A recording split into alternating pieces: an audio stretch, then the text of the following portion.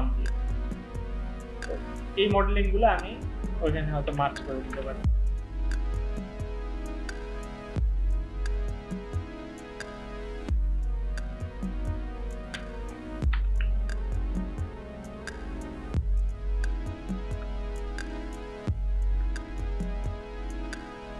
আমরা ওয়ার্ড্রপটা বানাইছিলাম একটু বড়, আর একটু ছোট বানাইলে এটা দেখতে ভালো লাগে। আর এখানে আপনারা যেই ডিজাইনই করেন অত কিছু ডেকোরেটিভ সেট না রাখলে এটা কখনো রিয়েলিস্টিক হবে না। সেখানে কিছুই না, জাস্ট ডেকোরেটিভ কিছু এলিমেন্ট অ্যাড করা।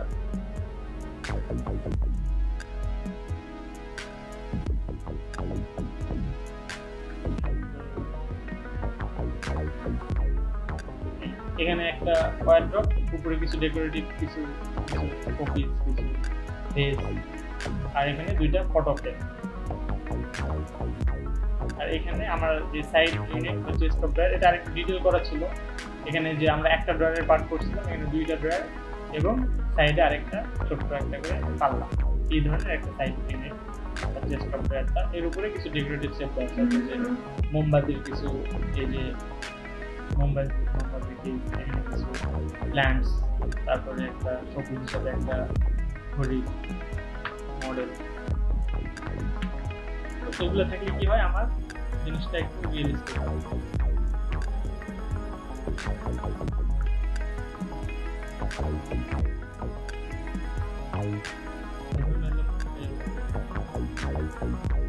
তো আমার এই প্যানেলটা আমি ওই ক্যাডে আগে ড্রয়িং করে হয়তো এটা বানিয়েছিলাম। এটা একটু ডিটেইল আছে। এটা আমার কালো যেগুলো দেখতেছেন এগুলো গ্লাস, আর এগুলো যে বোর্ডের একটা বিট উডেন টেক্সচার, আর এগুলো সলিড। এটা পিছনে প্ল্যান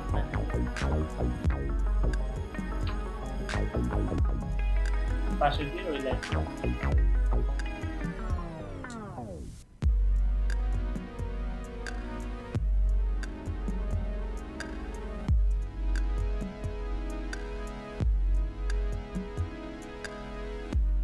আচ্ছা, আমি এখন ওই রিয়েলিস্টিক যে বেডটা, ওই বেডটা বসাইছি, আমার এই সোফাটা বসাইছি। এখানে ডোরের দরকার আছে। ডোরটা আমরা, এটা ম্যাক্সে মডেলিং করার ডোর, ডোরের জায়গায় আপনারা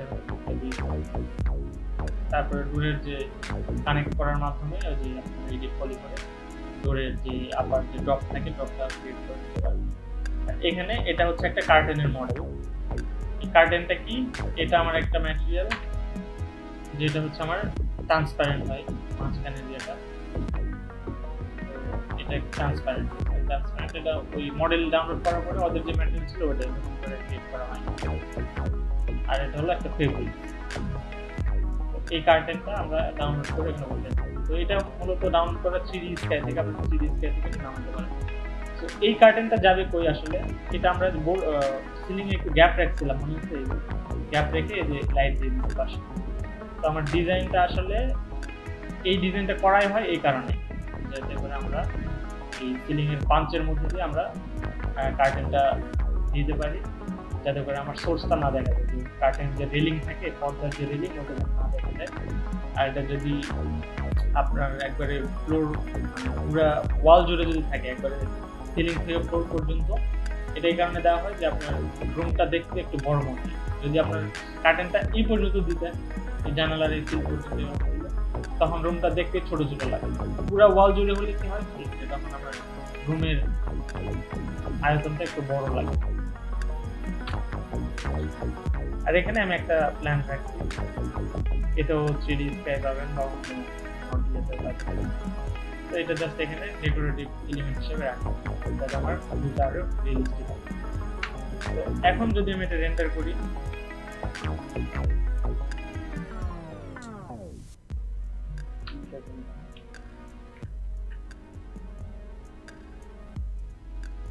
এটা হচ্ছে একটা কার্পেট, বেডের নিচে দিয়ে হয়তো একটা কার্পেট থাকবে। ফাইলটা একবার সেভ করে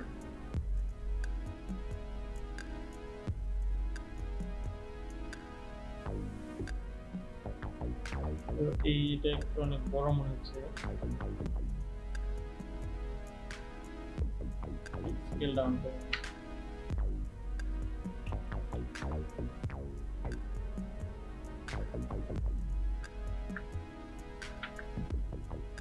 এখানে কিছু বিভিন্ন শেপ দেখা যাচ্ছে, এগুলো কি?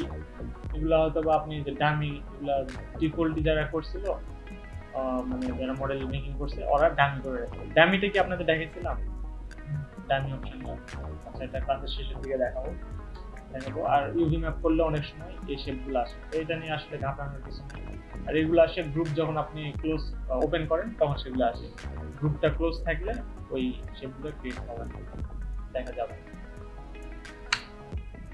এখন যদি রেন্ডার করি,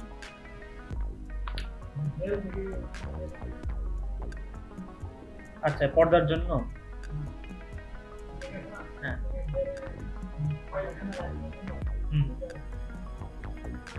ওই রকম 3 থেকে 3-4 এর মধ্যে, 3-4-5। আমার স্পটলাইট গুলো অনেক ওয়ার্ম, মানে একবারে ইউলিশ হয়ে গেছে।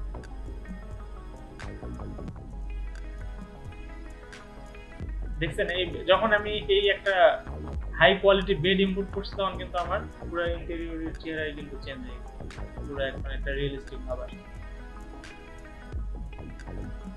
এখানে কিছু কালারের ইস্যু দেখতে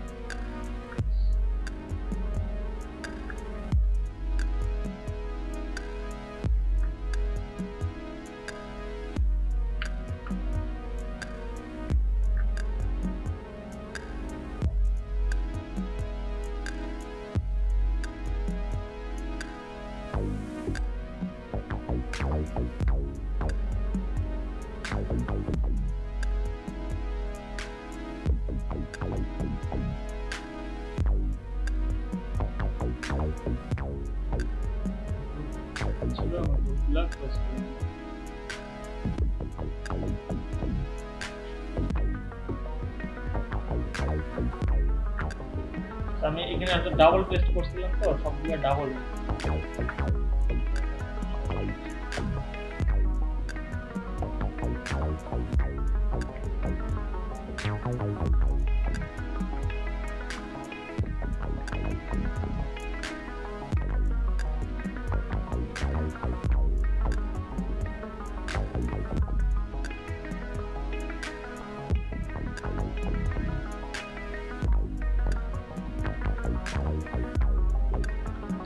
আপনারা যদি সবগুলাই মডেল আছে একসাথে বানাতে চাইলে এগুলো আলাদা করে রাখতে পারেন। যেরকম আমি যদি এই মডেলটা আলাদা করতে চাই, ধরেন এই মোমবাতি সহ এই সেটটা আলাদা করতে, তাহলে ওটা সিলেক্ট থাকা অবস্থায় ফাইল, এখান থেকে এই যে সেভ দিবেন, সেভ অ্যাজ দিবেন, বা সরি সেভ সিলেক্টেড দিবেন। সেভ সিলেক্টেড দিলে শুধু ওই সিলেক্টেডটাই আলাদা করে আপনার সেভ হয়ে যাবে। আর যেই অবজেক্টই থাকে, ধরেন এই আমার পুরোটা মডেল বা এই ফাইলটা, আমি যদি ফাইল থেকে আর্কাইভ করি, যে আর্কাইভ এখন যদি সেভ দিই, আমার মডেল মানে টেক্সচার সহ ওই ফাইলটা সেভ হবে, এটা জেনারেট হবে।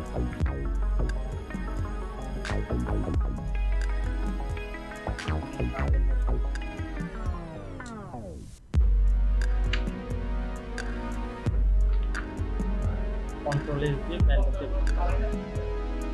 হ্যাঁ ওই যে বললাম মার্ভেলাস ডিজাইনে খুব রিয়েলিস্টিক বানাতে পারেন, ম্যাক্সিও বানাতে পারেন, সমস্যা নেই।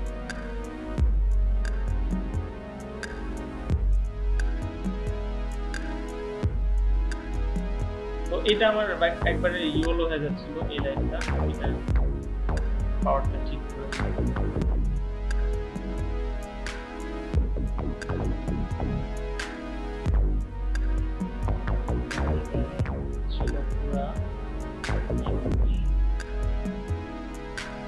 যদি এরকম লাইট সিলেকশনে ঝামেলা হয়, আমার সিলেক্ট হয়েছে, তারপর দেখা যায় এখান থেকে শুধু যদি লাইট সিলেক্ট করেন, লাইট করলে আপনি দেখে যান এবার শুধু লাইটটাই সিলেক্ট করেন।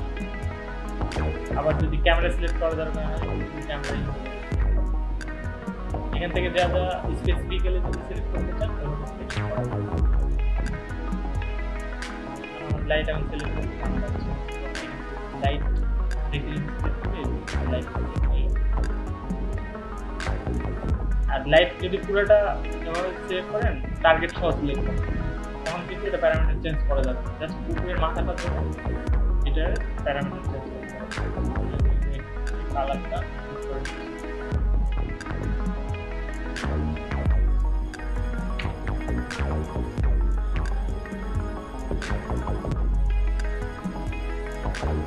যে কালারটা দিচ্ছি আমার স্পটলাইট ওই কালারে।